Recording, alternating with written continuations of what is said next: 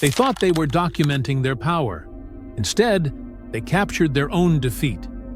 In 1938, a Nazi officer aimed his camera at a teenage girl in chains, defiant, unbroken, staring straight into the lens.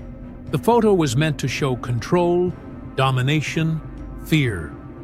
But 85 years later, that same image would shake the very foundations of Holocaust history. Because hidden in the background, obscured by time and silence, was a secret. One that no historian had uncovered. One that, once exposed, would force us to ask, how many stories like this were buried in plain sight? But before we go deeper into the chilling truth behind the photo and the underground operation that defied the Nazi regime, I want to ask you something. This channel is on the verge of reaching a major milestone. And if you're here, it means you value real stories, ones the mainstream never tells. Subscribing isn't just a click. It's how you make sure these stories keep reaching others who need to hear them. If you want content that respects your intelligence and uncovers what textbooks often omit, now is the time to join us. Your support means everything.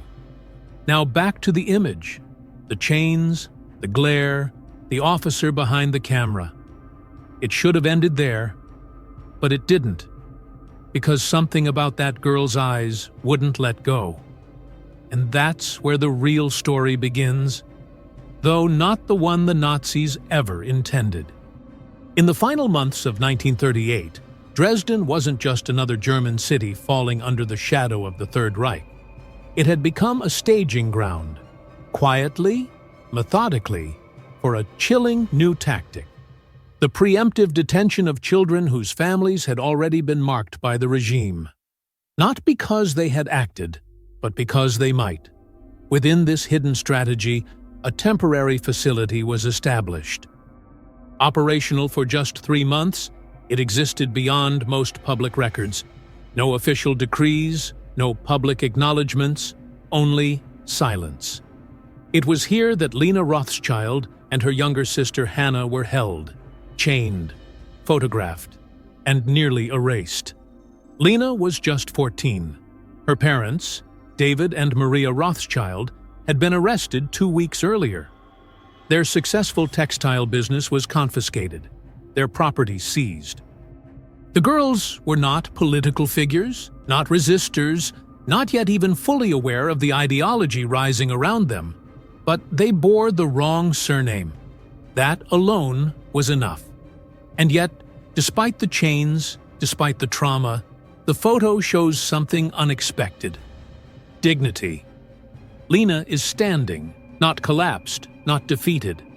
Her eyes locked onto the camera. Behind her, another girl, partially hidden, equally chained. That girl was Hannah. The Nazis were infamous for their meticulous documentation. Files, dates, images, stamps. But what few realize is that these archives, while horrifying, have also become a map, a trail of unintended evidence.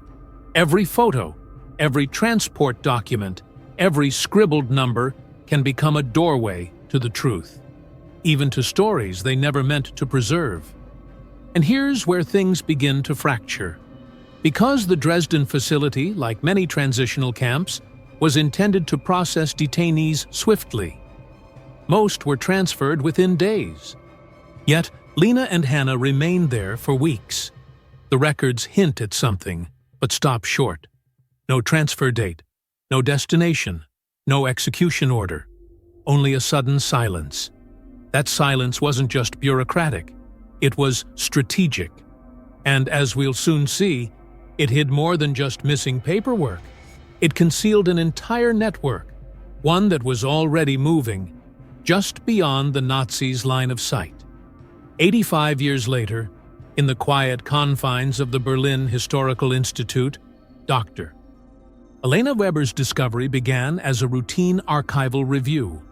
The ammunition box that surfaced during renovations in eastern Germany was filled with photographs, sepia-toned relics of a collapsing world. But one image froze her. she noticed the date, October 1938. The location, Dresden. But it was something far subtler that gripped her. On the back of the photo, nearly faded into invisibility, a faint numeric sequence. "It could be a reference number," she murmured. And in Nazi record-keeping, that meant a possible paper trail, a chance, however slim, to identify the girl. What followed was a cascade of long nights, fragmented records, and painful truths. The number led to a logbook, which led to a transport manifest, until, inexplicably, the trail stopped. No continuation, no death certificate. As if the two girls had vanished between the pages. But the photograph itself resisted silence. Dr. Weber enhanced the image digitally. She studied the uniform insignias, the timber structures in the background, the alignment of shadows, until something subtle came into focus. The expression of the guards. Their posture was rigid, mechanical. But one detail stood out. They weren't looking at the camera. They were watching the girl. That fixed stare. That sense of control slipping. It was as if Lena's defiance had unsettled even them. Soon after, Weber contacted Dr. Marcus Schmidt, an expert in Holocaust-era detention systems. Together, they confirmed that the Dresden facility had functioned outside official channels, what some call a gray zone site. Technically legal, but operationally invisible. And here's where something shifted. As Weber dug deeper, she realized she wasn't just reconstructing a tragic backstory. She was uncovering something the regime never intended to be seen, a fracture in their machinery of control. That fracture widened when she found a connection buried in survivor testimonies. One account, given by a kitchen worker forced to serve in that very facility, mentioned two girls who never cried. The elder sang every night. The younger held her chain like a ribbon. Dr. Weber now faced a choice. Treat this as another historical puzzle, or pursue it as something more. She chose the second path. But she had no idea that the next clue wouldn't come from Germany, or from any archive at all. It would come from a continent away, from a man who had been watching in silence for decades. And what he remembered changed everything. Weeks into her investigation, Dr. Weber received an unexpected email from Buenos Aires. The sender claimed to be a retired man in his 90s who had seen the photograph in a German newspaper.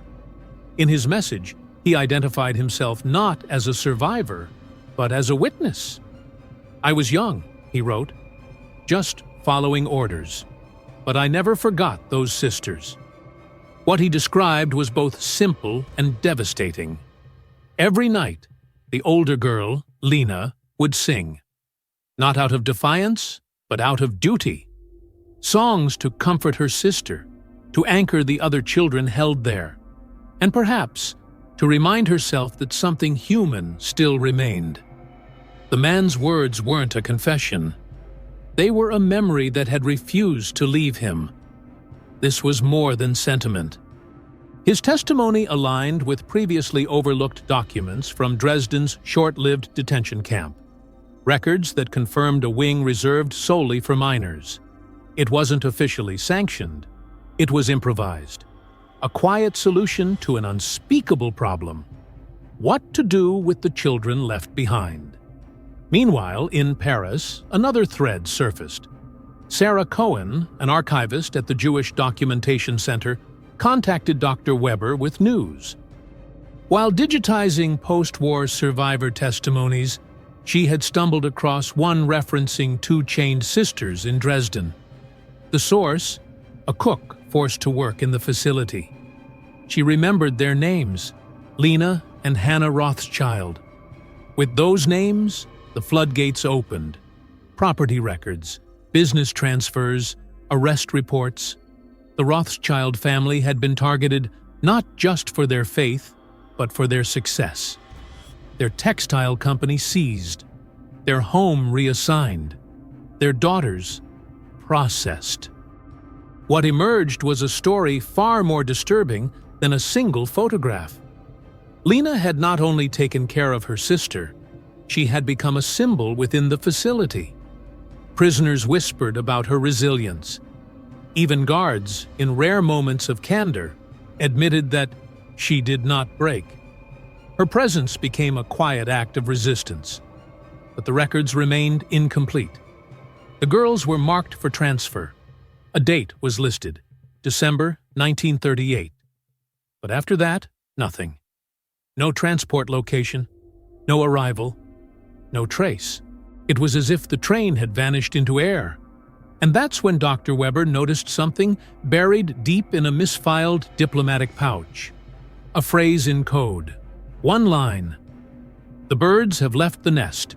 Package secure. Moving north. Dated just days after the transfer order. Was it coincidence? Or was someone unexpected, already working from the inside? That line wasn't Nazi. It was diplomatic. And it pointed to Stockholm. What lay there would unravel everything the records had tried to erase. In early 2024, a message from a small museum in Stockholm landed in Dr. Weber's inbox. The curator believed they held documents linked to a forgotten Swedish diplomat stationed in Dresden in 1938. Among the papers, a coded telegram, "The birds have left the nest," matched the exact language found in the misfiled German record. But it was the second line that changed everything. Package secure. Moving north. Inside that diplomat's collection was evidence of a covert network operating under the guise of diplomatic privilege. Vehicles exempt from inspection. Diplomatic pouches large enough to smuggle children. It wasn't a widespread operation. It was precise, selective, and incredibly risky. The Nazis couldn't stop it without igniting an international scandal. With help from Swedish historians, Dr. Weber traced the trail to a coastal village in northern Sweden. There, wartime municipal records showed the arrival of refugee children, quietly processed, hidden under new names. One photograph stood out, a local theater production. In the back row, 2 girls. The resemblance was undeniable. But it wasn't enough. Without names, it remained speculative, until a Canadian genealogist reached out claiming a match in Montreal. 2 sisters, Swedish origin, arrived in 1951, their surname, Roberts. According to immigration records, they had been granted Canadian citizenship through diplomatic recommendation. Ages, dates, physical descriptions, everything aligned. What confirmed the truth wasn't a government file. It was a worn leather diary donated anonymously to a local museum in 2012. Inside, a name written in faint ink, Lena Rothschild. Page after page detailed the sisters' final weeks in Germany, the escape north, the arrival in Sweden. The last entry, dated 1943, was clear. We survived. But we carry with us the silence of those who didn't. That silence had lasted decades. The sisters never spoke publicly, but their actions left a quiet imprint. Both became teachers, founded a refugee aid foundation, and lived as if honoring a debt they could never repay. The Nazi photograph had tried to capture submission. Instead, it had preserved a spark. And now, that spark was beginning to spread. But one last piece remained, buried not in archives, but in the memory of someone who had lived it. And when she finally stepped forward, everything changed. By late 2024, Dr. Weber had nearly completed her research when a woman in her 90s entered the Berlin Historical Institute. Supported by her granddaughter, she moved slowly, until she stood before the photograph. Then she straightened. "My name is Rachel Roberts," the granddaughter announced, "and this is my grandmother, Hannah Roberts. Born Hannah Rothschild." The room fell silent. For decades, Hannah had lived in Montreal. Her sister Lena had passed away in 2010, leaving behind a private diary and a promise, never to speak until the moment was right. That moment had come. What followed wasn't a press event, it was a reckoning.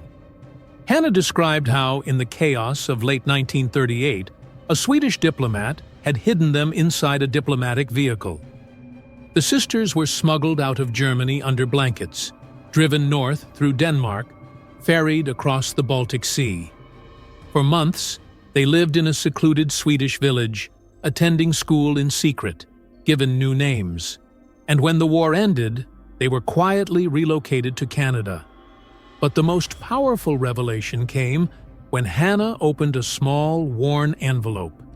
Inside was a list, dozens of names, other children, rescued through the same underground channel. Some had been relocated to Norway, others to Switzerland. Most had changed identities, but all had survived.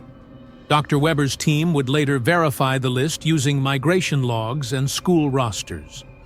Over 200 children had been part of the same operation, many of them now grandparents. Their existence had never been acknowledged by any formal Holocaust archive. The image taken in Dresden had marked the girls for humiliation. Instead, it had become a beacon. A defiant gaze, frozen in time, now exposing a network that the Nazis never discovered. A network that proved resistance didn't always come with guns or flags. Sometimes it came with forged documents, silent routes, and the refusal to give in. And as Hannah touched the photograph of her teenage self, time seemed to collapse. The girl in chains and the woman who had endured became one. A quiet victory, etched not in monuments, but in memory. In December 2024, the Berlin Historical Institute unveiled a new exhibition. At its center stood two artifacts: the 1938 photograph of the Rothschild sisters and Lena's diary, open to the page that read, "Our new life is a gift we must use wisely." But the true legacy of that discovery wasn't enclosed in glass. Following Hannah's revelation, survivors and descendants from across Europe and North America began to come forward. The network uncovered by Dr. Weber wasn't just an isolated effort. It was part of a larger, loosely coordinated resistance, quietly facilitated by diplomats, clerics, and railway workers who exploited the gaps in Nazi oversight. Many had died without recognition. Others had remained silent to protect those still in hiding. The Swedish government, after an internal review, posthumously honored the diplomat who orchestrated the escape routes.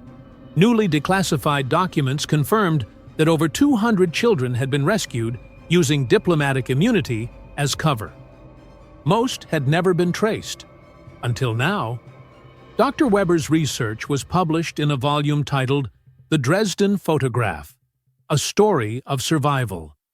It quickly became a global reference, translated into 27 languages, adopted into school curricula, and featured in Holocaust education programs worldwide. The narrative of passive victimhood began to fracture, replaced by a more complex truth, one of clandestine resistance, hidden alliances, and unspoken courage. Hannah, despite her frailty, spoke at schools and universities until her final months, not with bitterness, but with purpose. "Remember, not just the darkness," she would say. "Remember the hands that reached through it." In July 2025, on the 87th anniversary of the photo, a memorial was unveiled in Dresden. It featured the original image alongside a sculpture of two hands breaking a chain, one small, one older. Cast in iron, it carried no names, only one inscription: "They tried to erase us. Instead, they revealed who we really are." What began as a Nazi artifact had become its own refutation. A snapshot meant to dehumanize had turned into a monument to resilience, Proof that even within systems built to annihilate, there were fractures.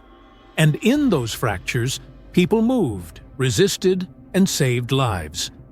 Because history isn't only what was recorded. Sometimes, it's what refused to disappear. What the Nazis failed to understand was that even their own instruments of propaganda could betray them. The photograph taken in Dresden was never meant to tell a story of survival. It was meant to be proof of conquest.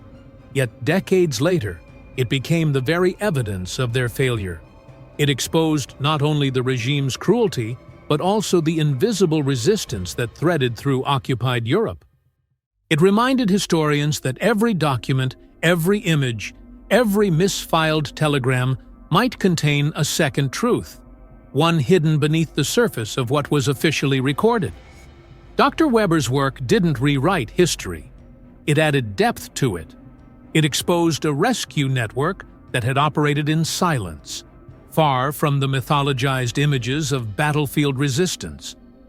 A resistance composed not of soldiers, but of consuls, teachers, cooks, and children who refused to give up their dignity. And in that refusal, the narrative shifted, from victimhood to memory, from silence to legacy. Lena Rothschild died in 2010. She never saw the photo again.